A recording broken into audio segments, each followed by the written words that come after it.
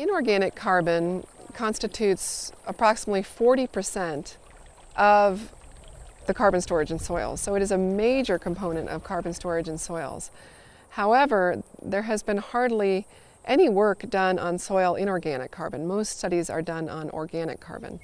Now, the difference between those two is that organic carbon is derived from previously living material. Inorganic carbon forms over time when water percolates down through a soil.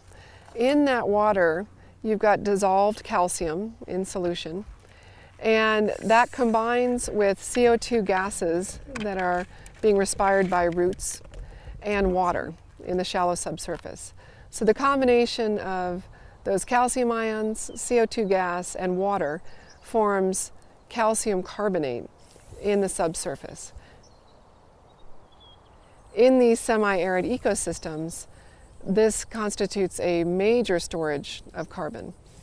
Our studies have found that soil inorganic carbon can amount to 13 to 23 kilograms per cubic meter.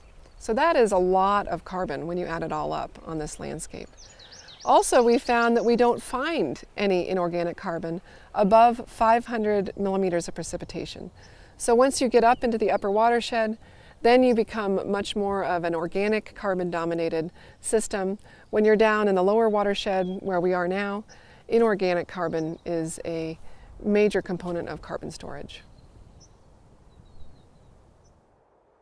Trying to understand inorganic carbon is important for the carbon cycle. Really hasn't been studied very much, so we don't know very much about the exchange rates and how fast this reservoir of carbon accumulates. For example, we don't know very much about how irrigation might influence the storage of that carbon reservoir. As we know more about our soils and how they function, we can better improve agricultural practices, grazing practices, and better create resilient landscapes under ongoing and future both climate and land use changes.